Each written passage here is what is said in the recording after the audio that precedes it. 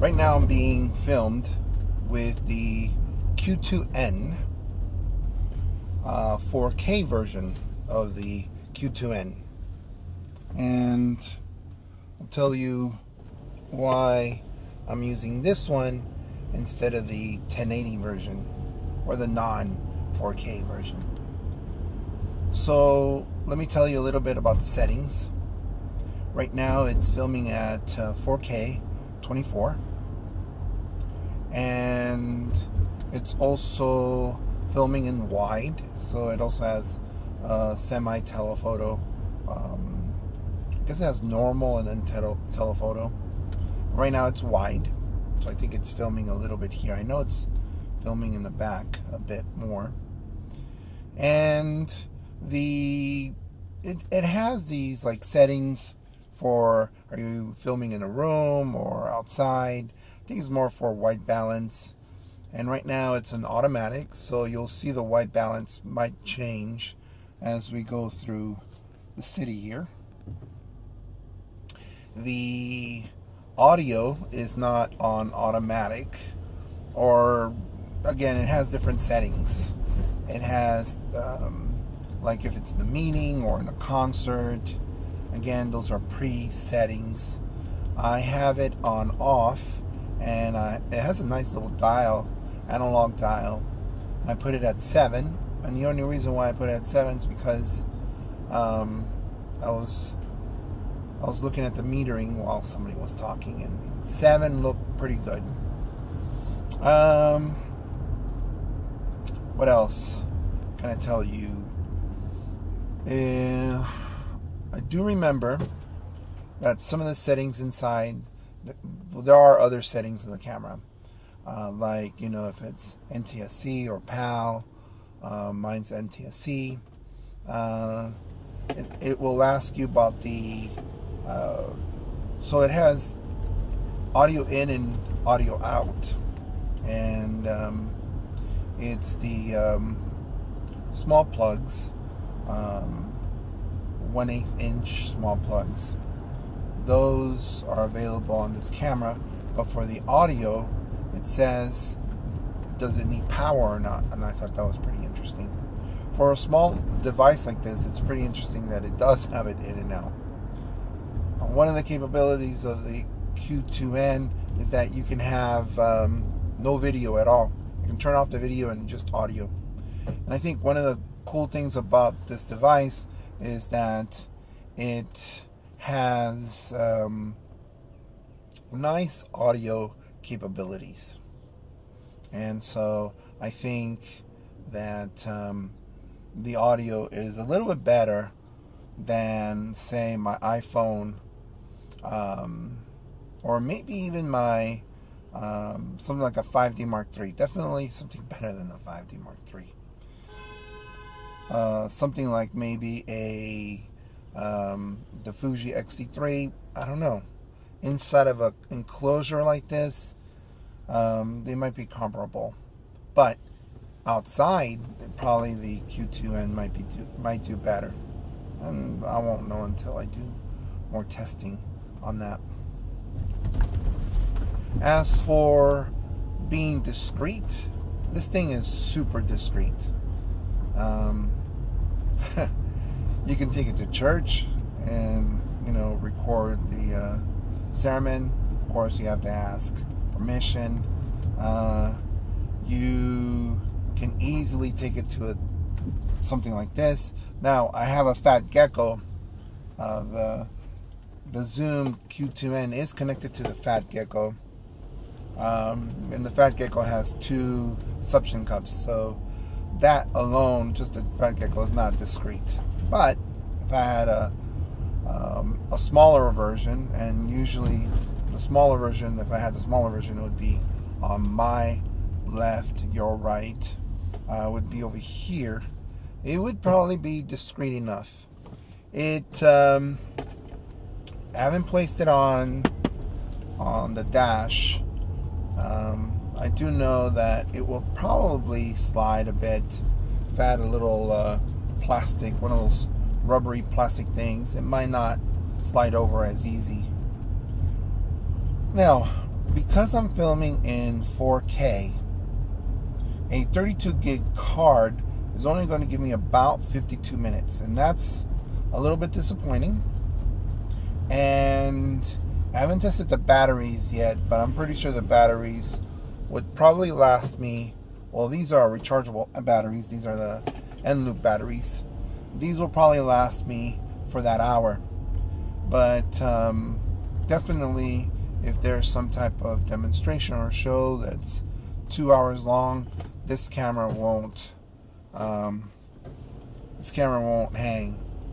So one thing that I have purchased is a grip, what's that, Wasabi, I think it's called Wasabi. It's a grip with a battery, and the grip has a 1/4-20 screw on it, so I can screw this on that, and then I can utilize the Wasabi easily to power the camera with an external cable. That's a cool thing about the Q2N, is that you can utilize one of those batteries that you can connect a USB to and run the camera without worrying about it running out of juice. Another thing that I just remembered is that you can, there's more settings to the camera than I've discussed here, but you can connect it to an iOS device apparently, and it does have capabilities to do webcam, which I haven't tried yet. That would be interesting to use with OBS or something like that for those people who are interested in creating that type of environment.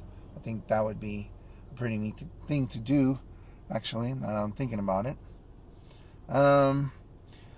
One of the differences between the Q2N 4K and non-4K is that on the non-4K, they don't give you a hood.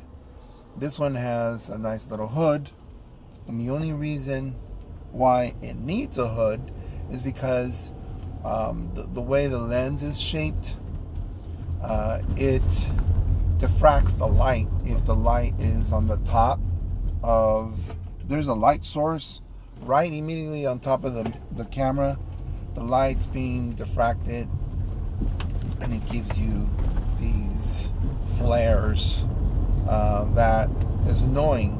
And the flares could show up even in a small room when you have a fluorescent light or some type of light source on the top of the camera. So the hood is definitely something very important. Now right now it's flashing red, or it was flashing red. I'm wondering if that's because it's being clipped. That's definitely I'm going to find out when I get back. When I look at this in the computer, I'll see if it is clipping. I'll put something on there. Let me see. Let me turn this around.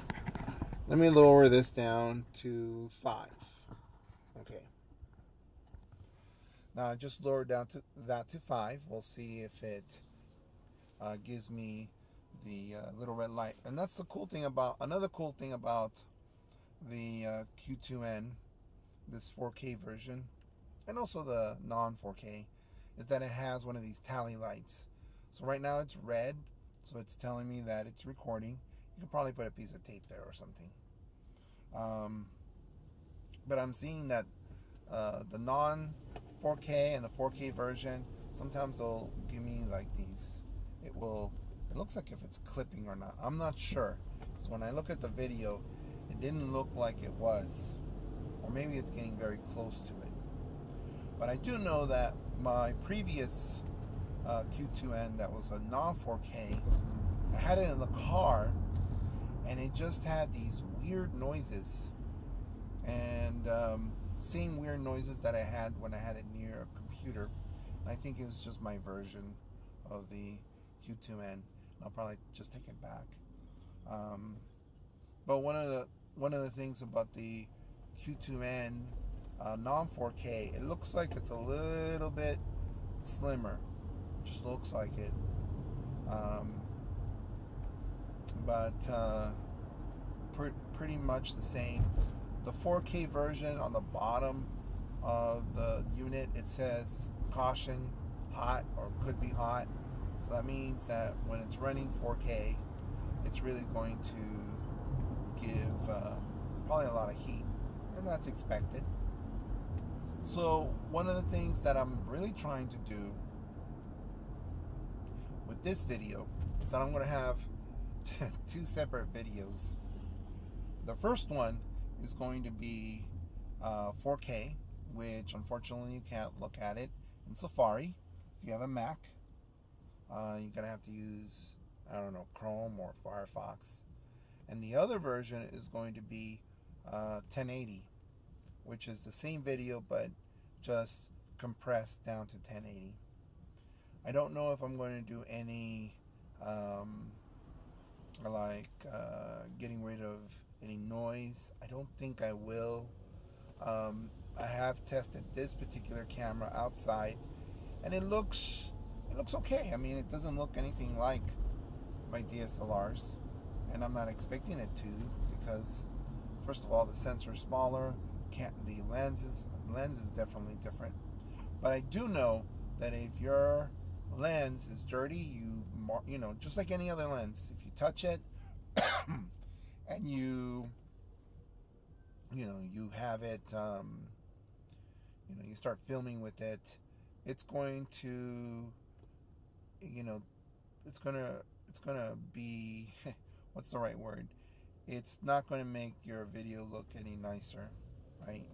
It's going to disrupt the whole look and feel of your video. Okay, I think that's a pretty good test for now. I'm trying to think if there's any other thing that is crucial. I guess I already said this, and let me say this one more time. A 32 gig card gives you about 52 minutes at 4K. At 1080, a 32 gig card will give you 2 hours very easily. So if you want 2 hours worth of video, you're probably going to need a 128 card, because 64 doesn't probably reach 2 hours.